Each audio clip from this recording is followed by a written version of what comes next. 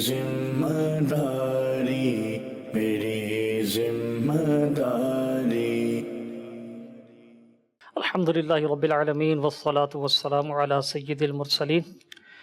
اما بعد فاعوذ باللہ من الشیطان الرجیم، بسم اللہ الرحمن الرحیم۔ الصلاة والسلام علیک یا رسول اللہ وعلی آلک واصحابک یا حبیب اللہ، الصلاة والسلام علیک یا نبی اللہ وعلی آلک واصحابک یا نور اللہ۔ پیارے پیارے اسلامی بھائی اور مدنی چینل کے ناظرین، ایک بار پھر میری ذمہ داری مدنی چینل کا پروگرام اس کے ساتھ حاضری ہے۔ آج انشاءاللہ عز و جل اپنے جو ذی رحم رشتہ دار ہیں ان کے ساتھ حسن سلوک کے تعلق سے میری ذمہ داری کیا ہے، اس ٹاپک پر مدنی پھول پیش ہوں گے۔ نیت کر لیجئے اللہ عز و جل کی رضا کے لیے، حصول ثواب کے لیے، علم دین حاصل کرنے کے لیے اس سلسلے میں اول تا آخر شرکت کریں گے۔ آئیے درود پاک کی فضیلت سنیے۔ اللہ عز و جل کے آخری نبی مکی مدنی صلی اللہ تعالی علیہ وسلم کا فرمان عالی شان ہے، جو مجھ پر جمعے کے دن درود پاک پڑھے گا میں قیامت کے دن اس کی شفاعت کروں گا۔ صلو علی الحبیب صلی اللہ تعالی علی محمد وعلی آلہ وصحبہ وسلم۔ پیارے پیارے اسلامی بھائیوں، صلہ رحمی، رشتہ داروں کے ساتھ حسن سلوک، اس کی فضیلت پچھلے سلسلے میں بھی کچھ بیان ہوئی۔ ایک اور روایت سنیے۔ مولانا امجد علی اعظمی رحمۃ اللہ تعالی علیہ، یہ بہار شریعت کی تیسری جلد صفحہ نمبر 560 ارشاد فرماتے ہیں، حدیث پاک میں آیا ہے کہ صلہ رحم سے عمر زیادہ ہوتی ہے اور رزق میں وسعت یعنی زیادتی ہوتی ہے۔ یہ نبی پاک علیہ الصلوۃ والسلام کا مبارک فرمان ہے۔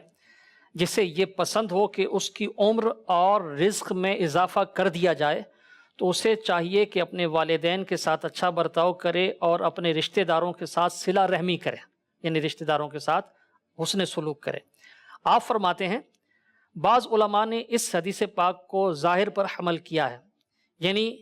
حدیث کے ظاہری معنی مراد ہیں، یعنی یہاں قضائے معلق مراد ہے کیونکہ قضائے مبرم ٹل نہیں سکتی۔ اور بعض علماء کرام نے فرمایا کہ زیادتی عمر کا یہ مطلب ہے کہ مرنے کے بعد بھی اس کا ثواب لکھا جاتا ہے، گویا وہ اب بھی زندہ ہے، یا یہ مراد ہے کہ مرنے کے بعد بھی اس کا ذکر خیر یعنی اچھا ذکر، بھلائی کے ساتھ ذکر لوگوں میں باقی رہتا ہے۔ یعنی ایک تو اس کے یہ معنی کیے علماء نے کہ جس طرح اس روایت میں یہ بیان ہوا کہ جسے یہ پسند ہو کہ اس کی عمر اور رزق میں اضافہ کر دیا جائے تو عمر میں برکت ہوتی ہے، عمر بڑھ جاتی ہے۔ اور بعض علماء نے اس کا یہ معنی لیا ہے کہ مرنے کے بعد بھی اس کے لیے جو ہے وہ ثواب یہ صلہ رحمی کا لکھا جاتا رہے گا، یا پھر یہ ہے کہ مرنے کے بعد بھی لوگ اس کا ذکر خیر کرتے رہیں گے۔ مزید سنیے پیارے آقا علیہ الصلوۃ والسلام کا مبارک فرمان، جو اللہ عز و جل اور قیامت پر ایمان رکھتا ہے اسے چاہیے کہ صلہ رحمی کرے۔ یہ بخاری شریف کی روایت ہے۔ دوسری حدیث پاک، قیامت کے دن اللہ عز و جل کے عرش کے سائے میں 3 قسم کے لوگ ہوں گے، ان میں سے ایک صلہ رحمی کرنے والا، یعنی رشتہ داروں کے ساتھ حسن سلوک کرنے والا۔ ام المومنین حضرت سیدہ زینب رضی اللہ تعالی عنہ، یہ یعنی پیارے آقا علیہ الصلوۃ والسلام کی زوجہ محترمہ، مومنوں کی ماں، ان کے بارے میں حضرت سیدہ عائشہ صدیقہ رضی اللہ تعالیٰ عنہ فرماتی ہیں، مسلم شریف کی حدیث ہے، میں نے حضرت سیدہ زینب رضی اللہ تعالیٰ عنہ سے زیادہ دیندار، زیادہ متقی، پرہیزگار، زیادہ سچی،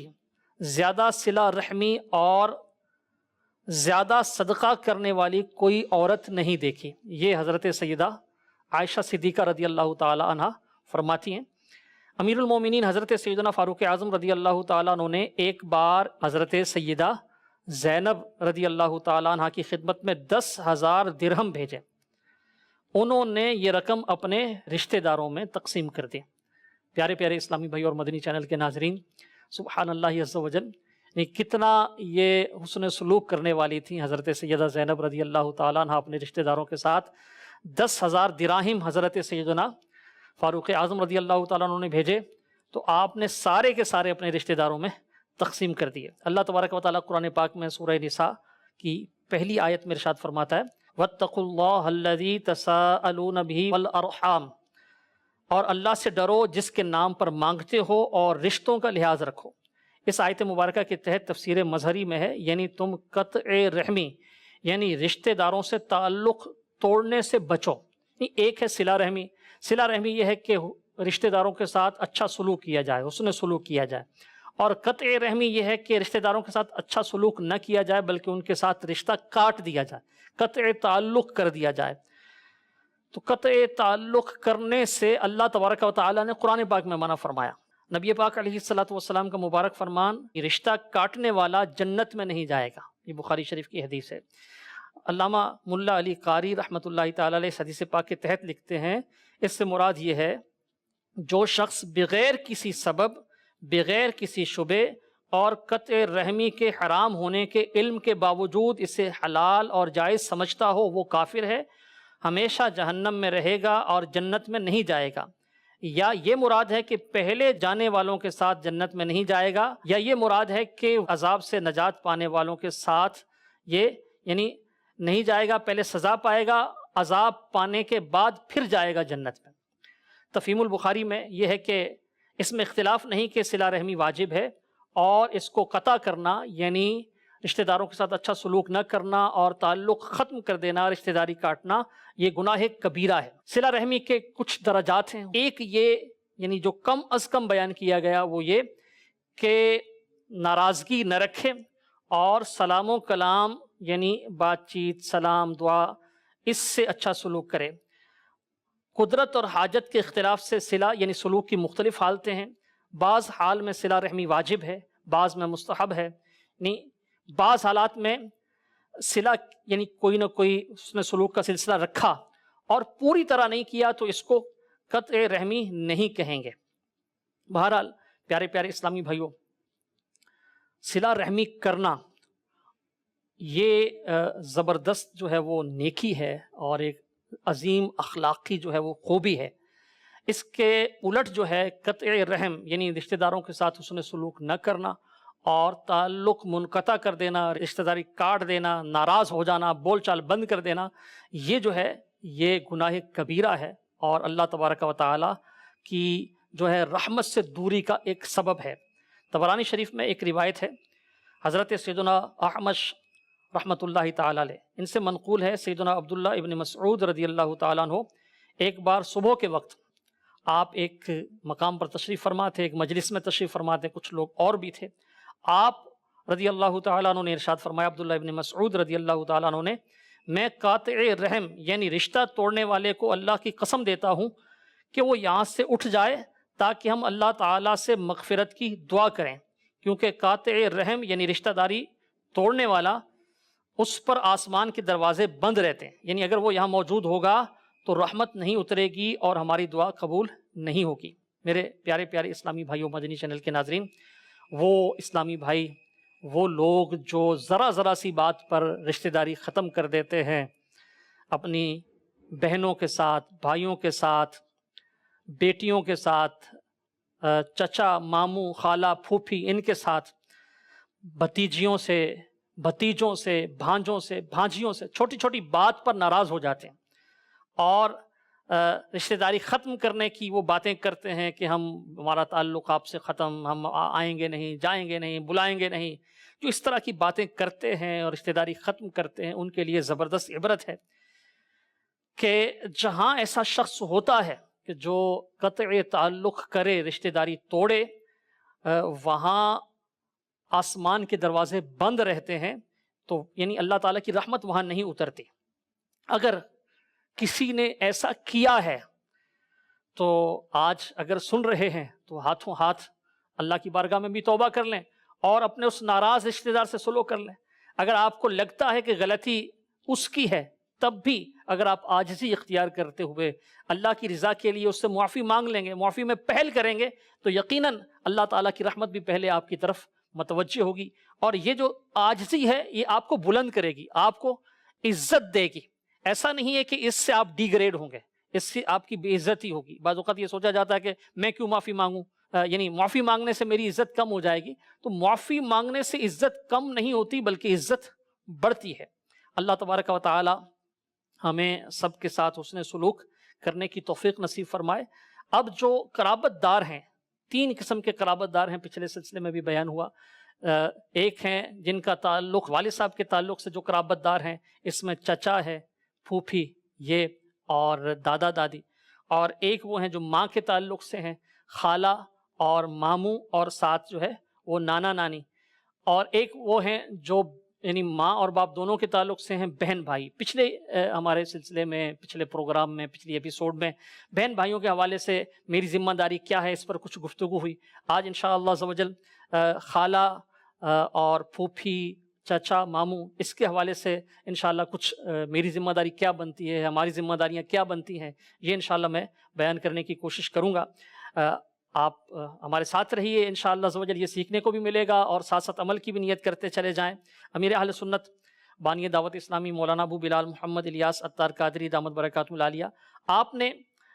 فیضان سنت جو آپ کی مایہ ناز تصنیف ہے، اس کا ایک چیپٹر ہے، اس کا ایک باب ہے نیکی کی دعوت۔ اس میں 7 مدنی پھول صلہ رحمی کے تعلق سے بیان کیے ہیں، میں انشاءاللہ عز و جل وہ بیان کرنے کی سعادت حاصل کرتا ہوں۔ پہلا مدنی پھول، کس رشتہ دار سے کیسا برتاؤ رکھنا چاہیے؟ احادیث میں مطلقاً یعنی بغیر کسی قید کے رشتہ داروں کے ساتھ صلہ یعنی حسن سلوک کرنے کا حکم آیا ہے۔ قرآن پاک میں مطلقاً یعنی بلا قید ذوی القربہ یعنی قرابت دار، قرابت والے فرمایا گیا، مگر یہ بات ضرور ہے کہ رشتے میں چونکہ مختلف درجات ہیں، اسی طرح صلہ رحم یعنی رشتہ داروں سے حسن سلوک کے درجات میں بھی تفاوت یعنی فرق ہوتا ہے۔ سب سے پہلے والدین کا مرتبہ ہے، اس کے بعد دیگر جو ذی رحم ہیں، اس میں ماں باپ کے بعد آئیں گے بہن بھائی، بہن بھائیوں کی اولادیں آئیں گی، اور پھر آئیں گے چچا، ماموں اور خالہ، پھوپھی۔ یہ جو ہے نا، یہ ماں باپ کے تعلق سے رشتہ دار ہیں، یہ ذی رحم ہیں، ان کے ساتھ حسن سلوک کی صورتیں۔ دوسرا مدنی پھول، صلہ رحم یعنی رشتہ داروں کے ساتھ حسن سلوک کی مختلف صورتیں ہیں۔ ایک یہ ہے کہ ان کی طرف تحفہ بھیجا جائے، ہدیہ دیا جائے۔ ان کو کسی معاملے میں مدد کی حاجت ہے تو اس کام میں ان کی مدد کی جائے، ان سے سلام دعا کا سلسلہ رکھا جائے، ان سے ملاقات کی جائے، ان کے پاس اٹھنے بیٹھنے کا سلسلہ ہو، ان کے ساتھ بات چیت کا سلسلہ ہو، چاہے وہ فون پر ہو، ان کے ساتھ لطف و مہربانی سے پیش آیا جائے، ان کی عزت کی جائے۔ تو ایک یعنی یہ انداز، یہ سارے جو انداز ہیں، یہ ان کے ساتھ صلہ رحمی کے ہیں۔ تیسرا مدنی پھول، یہ پردیس میں ہیں، دور ہیں، تو ان سے خط و کتابت کا سلسلہ رہے تاکہ بے تعلقی پیدا نہ ہونے پائے۔ آج کل تو کمیونیکیشن کے مختلف ذرائع ہیں، یعنی خط تو بہت پہلے یہ سلسلہ ہوتا تھا خط کا، اب تو انٹرنیٹ کے ذریعے، فون کے ذریعے بآسانی رابطہ ہو سکتا ہے، تو فون کال کے ذریعے ان سے رابطہ رکھا جائے تاکہ بے تعلقی نہ ہو۔ اور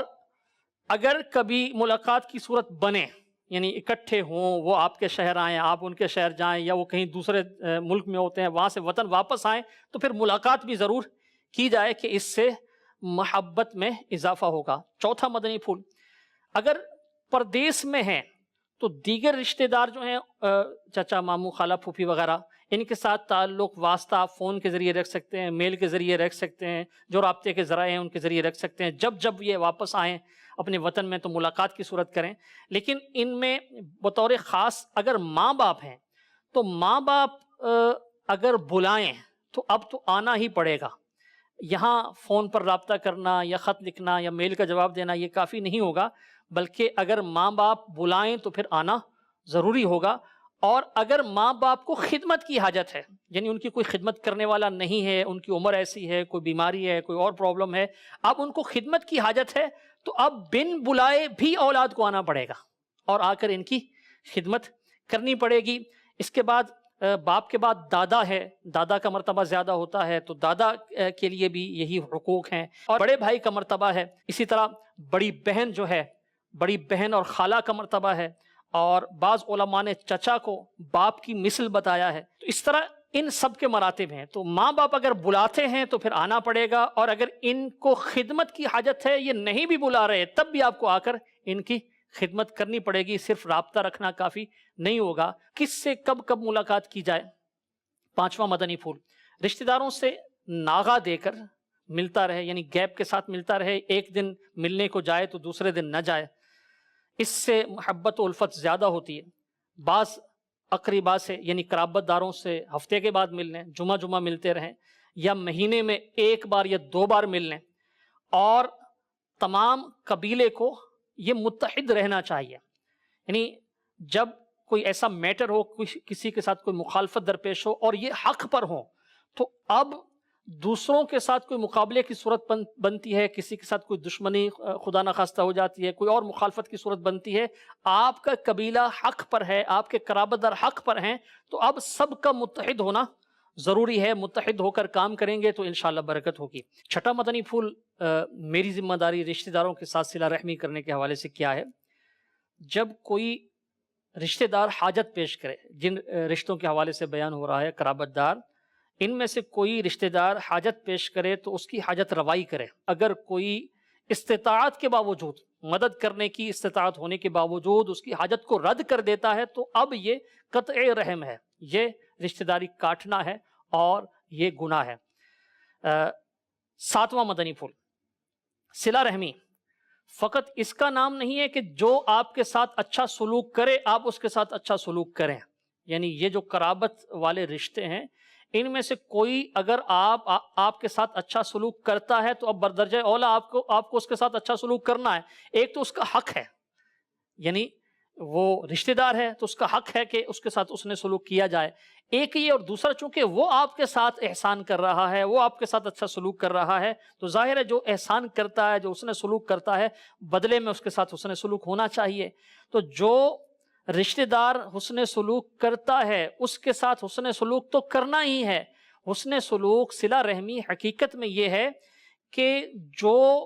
حسن سلوک آپ کے ساتھ نہیں کر رہا, ان قرابت داروں میں جو آپ کے ساتھ حسن سلوک نہیں کرتا یا بالفرض وہ آپ کے ساتھ زیادتی بھی کرتا ہے, تب بھی آپ نے اس کے ساتھ حسن سلوک ہی کرنا ہے. یعنی یہ میری ذمہ داری ہے کہ جو میرے ساتھ حسن سلوک کرے مجھے اس کے ساتھ بھی حسن سلوک کا معاملہ رکھنا ہے, صلہ رحمی کا معاملہ رکھنا ہے, اور جو حسن سلوک نہیں کرتا اس کے ساتھ بھی حسن سلوک کا معاملہ کرنا ہے. بلکہ اگر کوئی زیادتی کرتا ہے تو اس کے ساتھ بھی مجھے اچھے انداز سے پیش آنا ہے اور اس کے ساتھ حسن سلوک کا معاملہ رکھنا ہے. عموماً ہمارے یہاں یہ ہوتا ہے, رشتہ داروں میں بھی اور